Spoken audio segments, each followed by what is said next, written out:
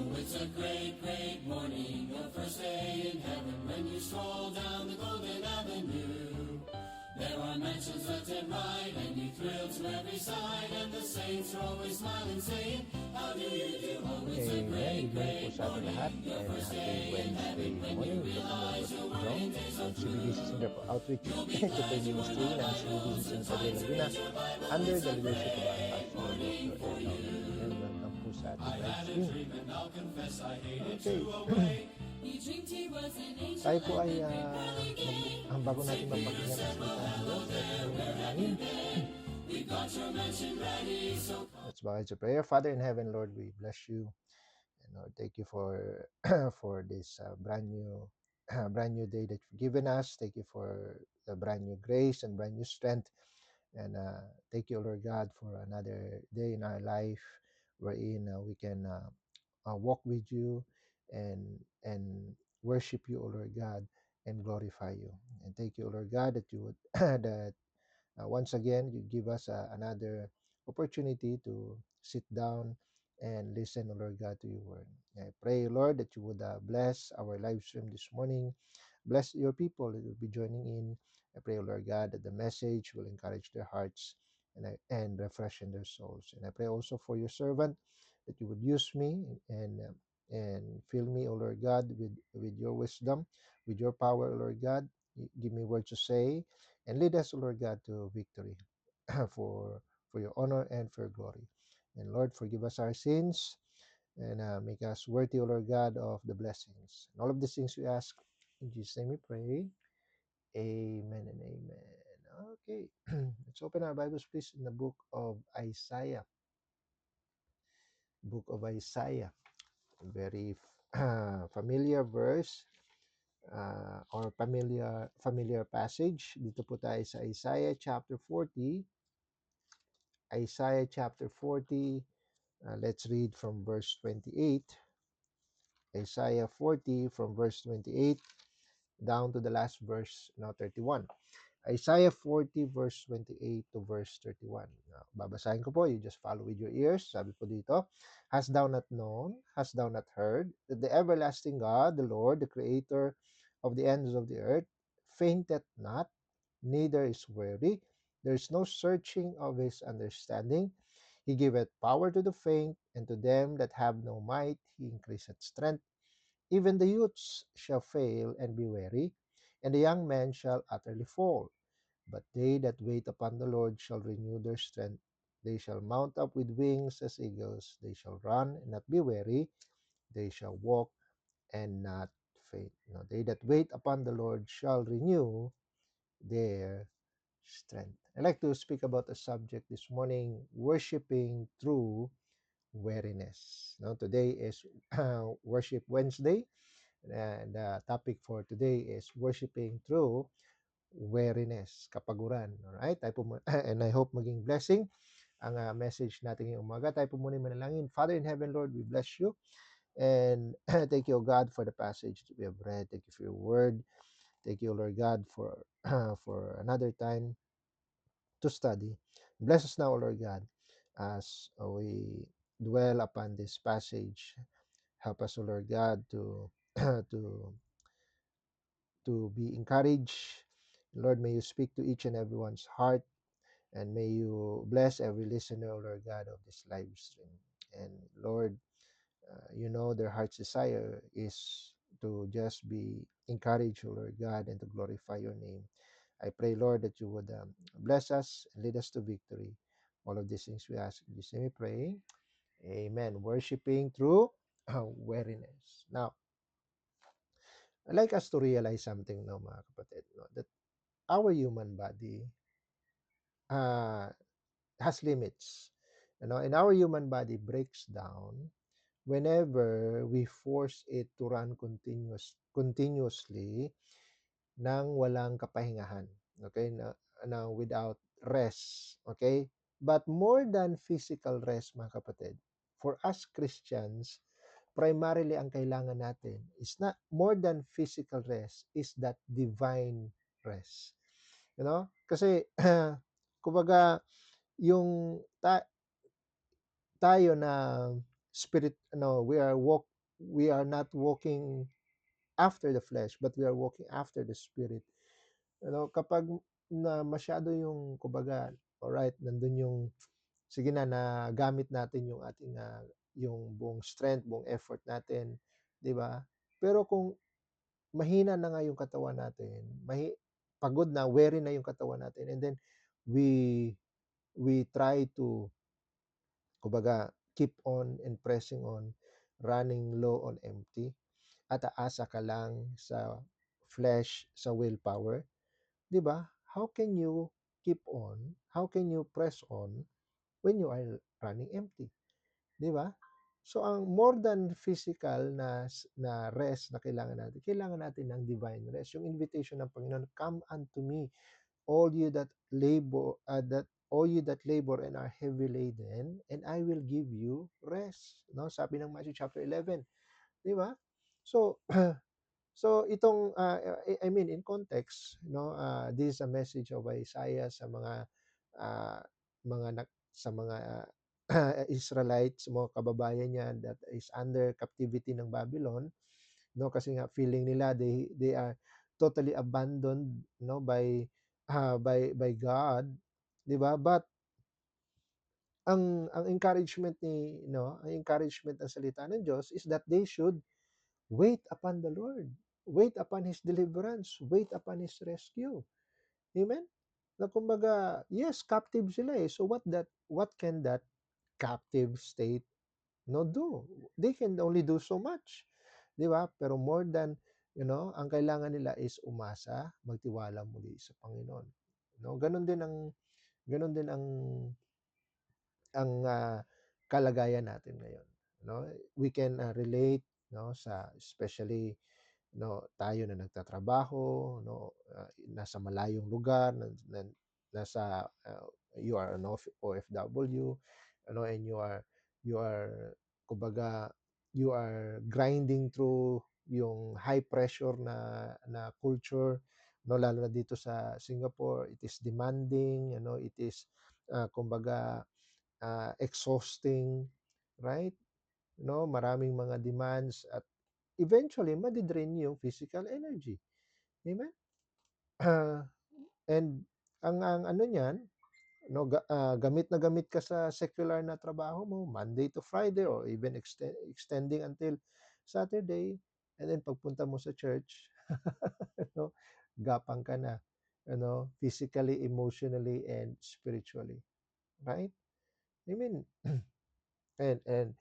itong nakaraan lang, no, we have an anniversary, at kung i i i-aano mo yung i-account mo yung lahat ng yung effort mo, lahat yung excitement mo, 'di ba? Halo-halo halo-halo na ng halo-halo na ng kaba, no? At anong magiging it will boil down to physical exhaustion, 'di ba? At eh, kaya nga ito yung purpose ng message natin ngayong umaga. To recognize, na tayo ay napapagod din. But we need to acknowledge ourselves, na ang strength natin, yung bang ah, recharging natin, yon. Yung recharging natin is dapat manggaling sa Panginoon. Amen? We recognize, that sometimes our strength gets small. Kagaya nga ng sinabi ng Proverbs 24. Proverbs 24 in verse 10. If thou faint, sabi dito sa verse 10, no, if thou faint in the day of adversity, thy strength is small. No, and sometimes that's a reality. Sa buhay natin. Kaya kailangan ang strength natin hindi small yan kung magagaling sa ating kung sa ating sarili lang. But we have a greater strength, na pwede natin pagkuhanan. Amen? Kaya nga, when we face through challenges, it will test. No, yun yung talagang susubukin yung kung hanggang saan yung stamina natin, physical and spiritual. Amen? At doon may expose kung saan tayo nakarely, no? Yung mga yung mga challenges na pinagdadaanan natin, do ini-expose niya, doon talaga magkakaalaman kung kanino nakasalalay ang iyong kalakasan, sa iyong sarili ba o sa Panginoon. Amen? Madalas kung sa sarili natin at doon lang tayo humuhugot ng lakas, eventually mga kapatid, makakaranas ka ng fatigue, no? At kumbaga, ito pa ang minsan nakakalungkot, no? Minsan, gawa siguro ng dati nating mga beliefs, no? Dati nating mga concepts and ideas, nakakala natin kapag tayo ay pagod, it's automatically a sin, no? Kumbaga, hindi po kapag ika'y pagod, no, automatic nagkakasala ka na o nalalamig ka na. Ang invitation ng Panginoon for those to come unto Him are those that are weary of labor and are heavy laden. Di ba? Kumbaga, pag na-recognize mo, that you are weary and heavy laden, then lapit ka sa Panginoon. It's not, kumbaga, hindi po yun kasalanan, rather it's rather an invitation, no, na kumbaga, pwede nga nating sabihin qualification eh. You are qualified to come near, you know, to come to Him and rest. Ano? No, yun yung parang ID mo, no, nakalagay sa ID mo, pagod. No? Kaya lalapit ka sa pintuan ng Panginoon, Lord, I am weary. I am tired, and I need to rest in you. Amen? Kaya sabi ni David sa Psalm chapter 73, in verse 26, Psalm 23 in verse 26, sabi dito, my flesh and my heart faileth, but God is the strength of my heart and my portion forever. See, acknowledge ni David, sabi niya, yung flesh ko, yung aking puso, they are tired. Amen? But God is the strength of my heart and my portion forever. Amen? Kaya nga dapat ang ang tiwala natin mga kapatid is kumbaga laging nananatili, no, or nakaangkla, no, it's anchored doon sa strength na binibigay na ng Panginoon sa atin. Amen? Kung mechanical strength lang 'yan, 'di ba? Ma, tuloy-tuloy ang pagod. 'Di ba? Tuloy-tuloy ang pagod at walang katapusang kapaguran. Why? Kasi umaasa ka sa laman na yung laman mo ay pagod na. Amen? And that's why ang strength natin dapat manggaling labas sa laman. Amen? Which is why kailangan natin ng kalakasan mula sa Panginoon. It leads me to point number one. Number one, remember who God is. Remember who God is. Amen? Sabi ng text natin, sabi dito sa verse 28, hast thou not known, hast thou not heard, that the everlasting God, the Lord, the creator of the ends of the earth, what? Fainteth not, neither is weary. There is no searching of His understanding. Kaya ang blessing natin mga kapatid, no, tayo yung strength natin nauubos, pero meron tayong source of strength na hindi nauubusan. Amen? Kumbaga, we can always go to Him. Amen? Ang Panginoon natin, ang kalakasan niya is eternal. Amen? He has this, He wearies not. Amen? Kumbaga, no? Ma-realize natin dapat na hindi po kailanman magsasabi ang Panginoon na, Lord, lalapit po ako kasi ako'y pagod na. No, no, wag ngayon. No, pagod ako. Hindi ka i-reject ng Panginoon. Dahil siya pagod, o dahil siya nagsawa, o dahil siya na-discourage sa anumang kakulangan na meron ka. No. Ang Panginoon, He never sleeps. He never requires recovery. Amen? At ang sabi nga niya, there is no searching. Sabi ng verse, there is no searching of His understanding. Amen? Lagi kang maunawaan ng Panginoon. Lalapit ka sa Kanya. Hindi niya sasabihin, bakit ka ganyan? No? Bakit ka nagaganyan? Ang Panginoon is always understanding. Amen? Sa bawat sitwasyon na pinagdadaanan mo. Amen? If only you will just acknowledge God. Amen? Na, kumbaga, who sees you go through all your chaotic daily life. Amen? Pero lalapit ka sa Kanya.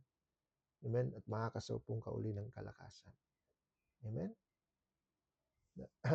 No, ang ang Diyos natin eternal, no? And kumbaga, eternal yung kanyang nature. At kasama niyan yung kanyang kalakasan is also eternal. Amen? Sabi nga ni David, di ba? From everlasting to everlasting, thou art God. Amen? Kaya kung tayo lang ay lalapit sa Panginoon, no? Yung alam niya yung ating sitwasyon. I mean, He is all-knowing. Amen? He understands what we went through. Amen? Alam niya yung physical limitations natin. Alam niya yung frame natin. Di ba? Sabi ng Psalm 103, Psalm 103, so hindi kailanman mag-expect ang Panginoon sa atin ng limitless na kalakasan.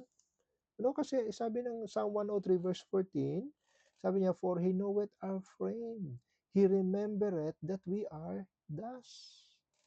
Amen? Kaya nga, alam ng Panginoon kung hanggang saan lang tayo, hanggang saan lang kaya natin. Amen? At wag kapag tayo umabot na sa kasukdulan, dahil alam niya yung limits natin, ang expectation ng Panginoon is tayo lalapit sa Kanya para muling magpalakas. Amen. The problem with many Christians, no, na kapag sila, feeling nila nang hihina sila, lumalayo sila sa Diyos. Paano pa sila lalakas niyan? Maunawaan naman ako ng Panginoon na pagod na ako. Kaya ka nga dapat lumapit sa Panginoon. Pagod ka na, lalayo ka pa sa Panginoon. So what? You will running on what? Zero battery. Amen? Kaya nga, you have to reject the assumption na kakayanin mo na ikaw lang. That's just an assumption, mga kapatid. Hello? Without Him, we can do nothing. Amen? At ang Panginoon, hindi nagbabago. No? At kasama na ron yung kanyang kalakasan. Sabi nga niya sa Malakay, di ba? For I am the Lord, I change not. So, malakas siya ngayon, then mamaya-maya mahina. No, hindi ganun ang Panginoon. He will always be. Amen? From everlasting to everlasting, He is God. He is almighty. He is powerful. He has the strength and might na kaya na lagi nating na pwede nating paghugutan. Amen? Remember who God is. That's number one. Number two, recognize where your strength fails. Amen? Besides remembering who God is, we also need to recognize kung saan nag-fail yung kalakasan natin.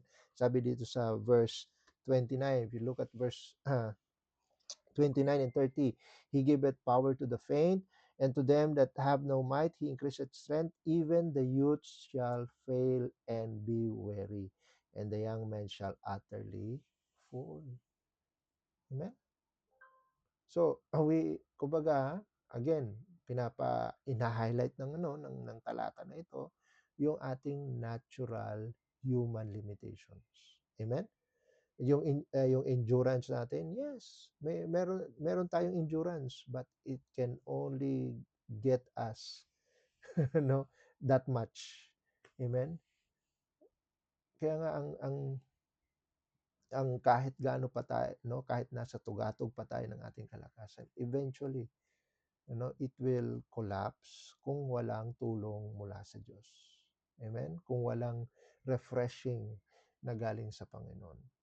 Amen?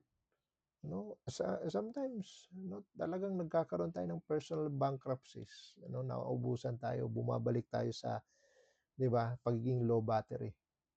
Amen? Pero hindi natin 'to pwedeng itago sa Panginoon. Amen?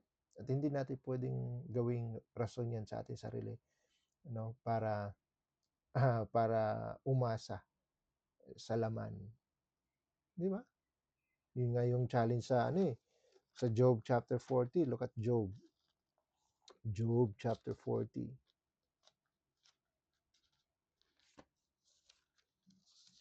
Job chapter 40. no? Sabi ng Panginoon sa verse 9, no, has thou an arm like God? Or canst thou thunder with a voice like him? No, meron ka bang kalakasan na kagaya ng Diyos? Short answer, wala. Amen? Kaya kahit gaano ka pa umasa sa secular na wisdom, kahit gaano ka pa umasa sa iyong mga strategies and diskarte sa buhay, di ba? It can never solve your spiritual exhaustion, your spiritual weariness. Amen? No? Hindi ka pwedeng you lean on your own understanding. Amen? You have to realize, no, that na yung kahit yung skills and talents and gifts mo, eventually they will dry up. Amen? Lalo na kapag it is met by demanding seasons. Amen? Paano kapag dumating yung time na uh, maraming may okasyon or may event sa pinagtatrabahuan mo o meron kang malaking project o 'di ba or meron may malaking party yung amo mo, 'di ba? Oh, it will eventually we will dry up, mga kapatid. Kasi nga without him we can do nothing. Amen? Kaya nga kailangan din natin ng kalakasan. Ng kapahingahan. Pero yung kapahingahan na yon is dapat mula sa Panginoon. Amen? And also, not to belittle naman physical rest. No? Kailangan din nating magpahinga. After ng spiritual strength na or spiritual refreshment na binigay sa atin ng Panginoon, no? Uh, then, alam mo yun, tanggapin mo yung kapahingahan na galing sa Panginoon. Sabi ng, may sabi dito sa Psalm 127, Psalm 127. Sabi dito sa verse 2, sabi dito, it is vain for you to rise up early, to sit up late, to eat the bread of sorrows. For so he giveth his beloved strength. Beloved sleep.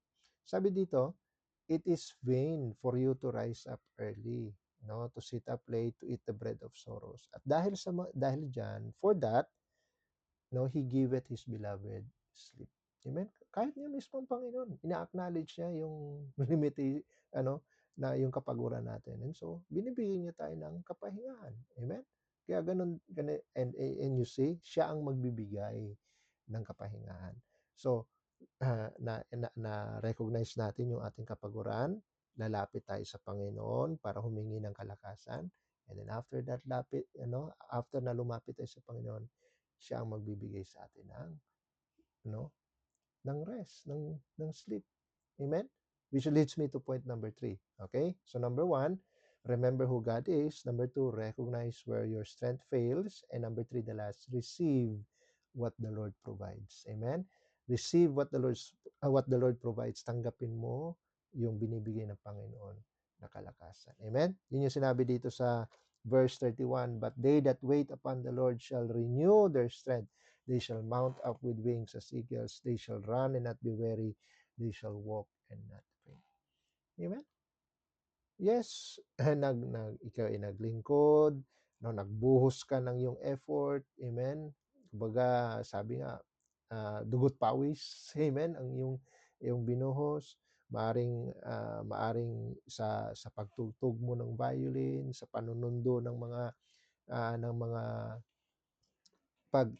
pag-invite, pagsundo ng mga bisita, 'di ba, pag-asikaso ng mga bata, no? Pag-asikaso sa iyong mga amo bago ka pumunta sa church, 'di ba? Sa paghabol ng bus at ng train sa iyong pag-commute, no? At pagdating mo, ikay napapagod na din, no? Then receive what the Lord provides. Amen? Kumbaga, wag mong tanggihan.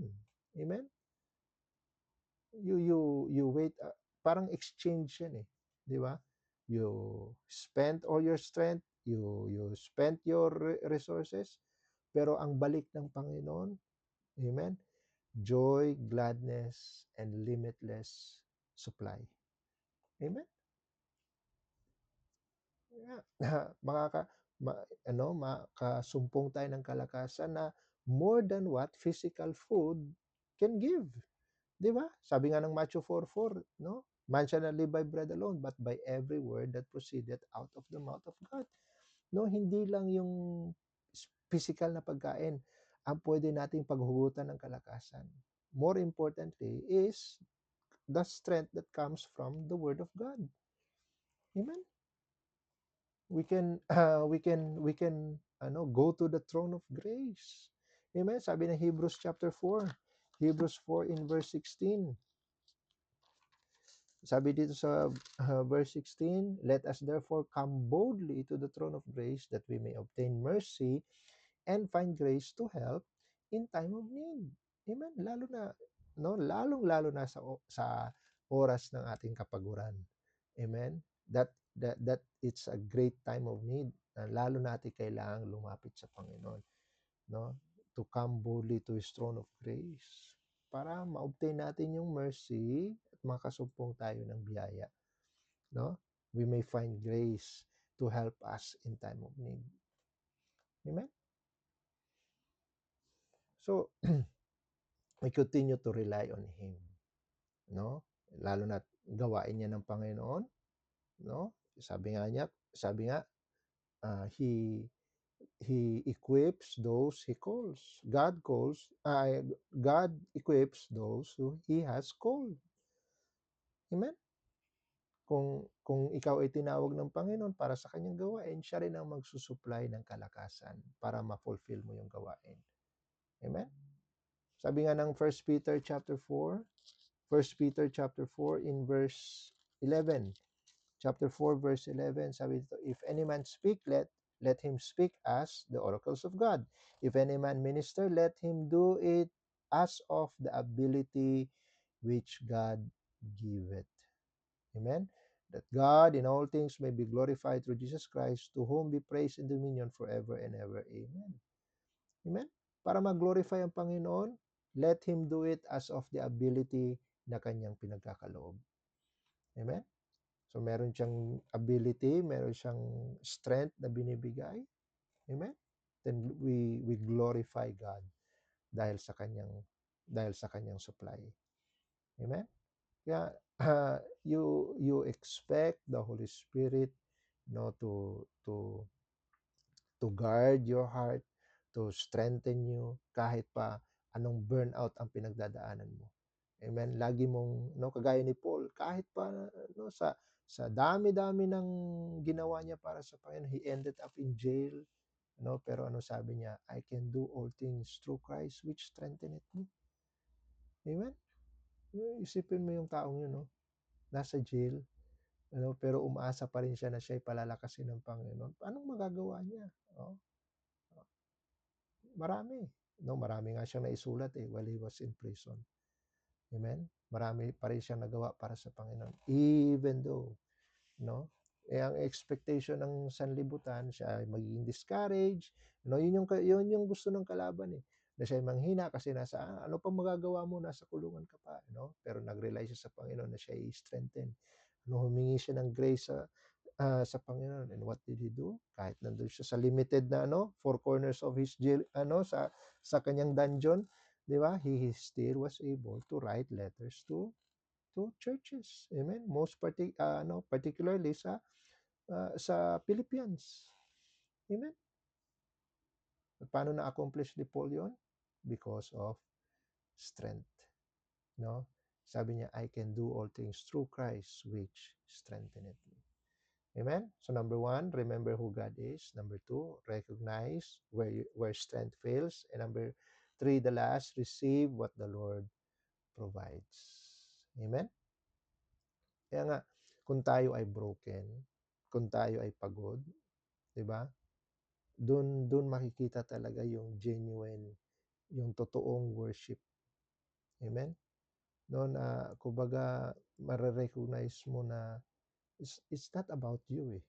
Amen? Kung magiging self-centered lang tayo, ay lagi mong iisipin, pagod ka, ano, kumbaga, zero battery ka na, low bat ka na, di ba? Pero kung laging ikaw, when it's all about you, eventually mga kapatid, di ba? Magbibigay ka rin.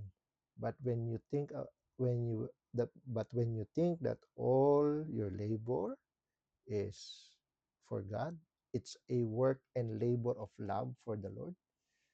Amen? I tell you, you know, doon nag-glorify ang Panginoon. Amen? Doon na itataas natin ang Panginoon. Amen? Eh, kung itataas natin ang Panginoon, He will also lift us up. Amen? Kaya wag nating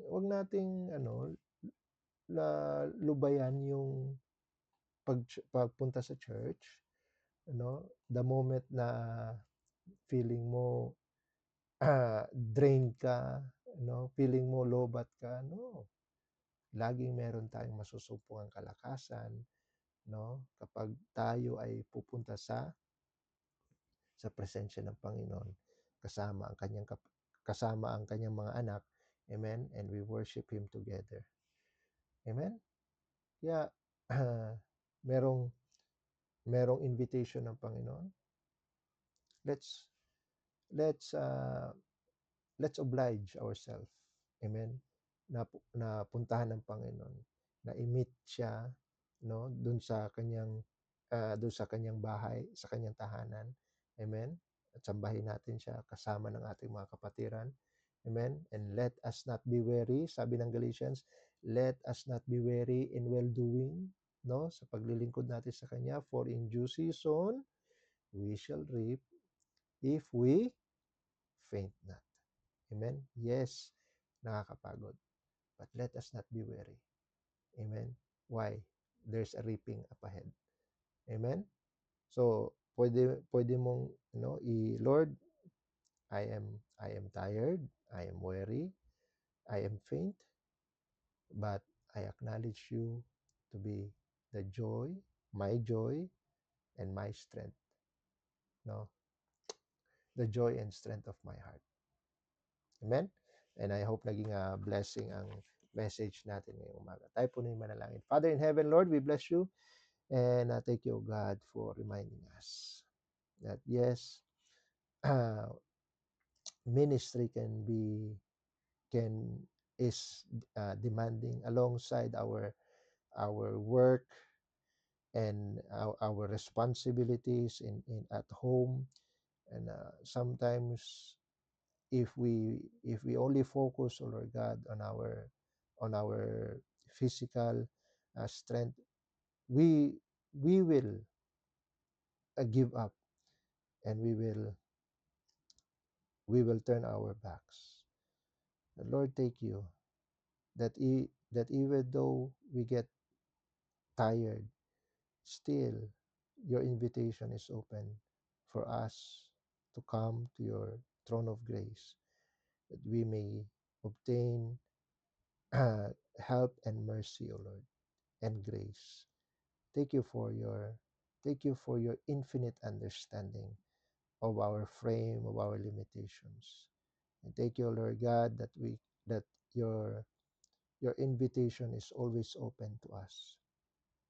Lord, thank you for giving us a channel of strength wherein we can still continue in spite of being weary, in spite of being faint. Thank you, Lord God, that we can always find strength in your presence and in your in your ministry, even in the midst of your children. Thank you, Lord God, for your word this morning, and we give you back the glory. In Jesus' name we pray. Amen and amen. Alright, I hope naging blessing po ang message natin ngayong umaga. Okay, so batiin natin ang ating kasama.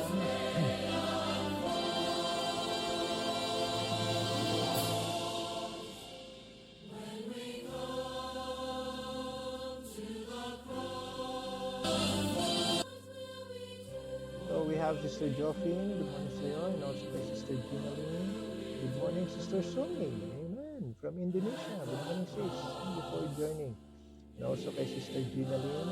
Good morning, kay Sister Tere. Good morning. And also kay Sister Jonalie. Good morning, Sister Joffin. Good morning, Sister Laila. Good morning sa'yo. And also kay Ate Edith. Hello, Te. Good morning. Thank you for joining. Sister Joanne. Good morning sa'yo. And also kay Ma'am Irene and Brother John Ray from Midsayap, May Muntag. Amen. Also kay Ma'am Casey. Good morning. And also kay Ma'am Jean Aguirre. Hello po, Ma'am. Good morning. Thank you for joining. Sister Grace is also with us. Good morning. Sister Sheng. Good morning. Ma'am Jovi. Good morning po. And also kay Sister Cathy. Good morning. Kay Sister Sheena. Good morning sa'yo. And also kay Sir Rich Mark Taliedo. Hello po. Good morning. And Sister Christine. Good morning. And also kay Sir Jeff. Hello, Sir Jeff. Amen. Thank you po for joining. Amen. Teacher Jeff. It's always a blessing na tayo ay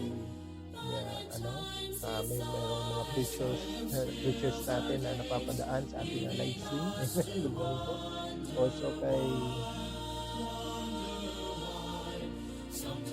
Also kay Mrs. Cadayona. Hello po, ma'am. Thank you po for joining. Also kay Ma'am Neresa Turiñan. Hello po. Good morning.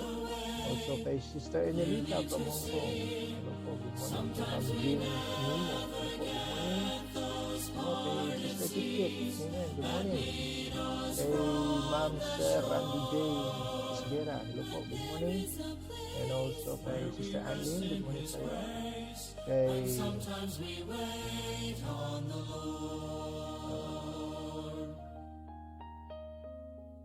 Kay Ma'am Flor Labs. Amen. Good morning po. And also kay Ma'am Nenya Henoria. Hello po. Good morning. Henora. Amen. Good morning po sa inyo. Also kay Sir Ricky Simpson. Hello po. Good morning. And kay Ma'am Sally Rodavia. Good morning po. Thank you for joining. Kay Sister Barbie. Kay Sir Brian J. Solteo. Hello po. Good morning. And kay Sir Archie Adocolfor. Good morning po. And kay Sister Joanne May. Hello sis. Good morning. Kay Ma'am Christina Dilita. Hello po, ma'am. Good morning. And also kay Sister Evelyn. Good morning.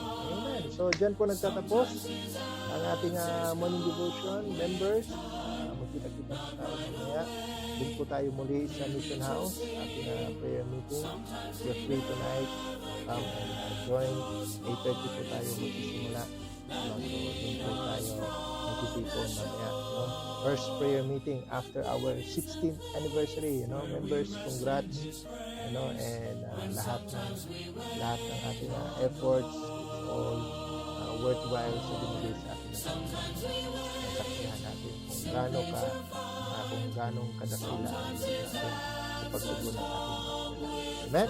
Okay, so with that, I pray mabukas po sa panalangin.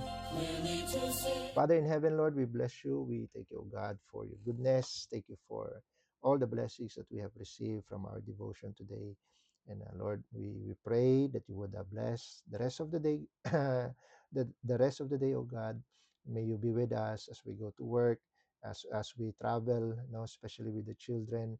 And Lord, I pray that you would bless us with joy in your presence. Give us wisdom, O Lord God. Guide us throughout the day, and give us accomplishments, O Lord God, that we can glorify you for the help and grace that you give us. And Lord, may you bless our prayer meeting tonight, and may you bless the message. May it once again encourage your children to serve you and to love you more. And I pray also, Lord God, for our pastor. May you continue to bless him. Thank you for making him a blessing to us in our last anniversary, together with Ma'am Del and Sir Jay and Ma'am Ellie. Thank you, Lord God, for providing them to us to be our speakers And may you continue to bless their ministries, O Lord God. And Lord, thank you for the love and the labor that your children have shown for our anniversary, O Lord God. And thank you for your grace. Thank you for the great result. Thank you, Lord God, for the blessing of the blessings in our anniversary. We pray, O Lord God, that you will, and now that the anniversary is done, we pray, Lord, that that fruits will remain. There will be guests, O Lord God, this coming Sunday that came from our anniversary. Help us, Lord God, to follow them up and to invite them again. Give them grace, O Lord God, to be with us this Sunday. And I pray, Lord, that you would bless our live, continue to bless our live stream. And may you continue to use it, O Lord God, for your honor and for your glory. May you continue to use it to encourage more brethren, O Lord God. Thank you for this privilege. And Lord, we give you back all the glory and honor. In Jesus' mighty name we pray. Amen and amen. Alright, thank you po for joining, mga kapatid. God bless you all. And we are dismissed. Ask him to come live in your heart, forever he will stay. Then one of these days, and it won't be long, you can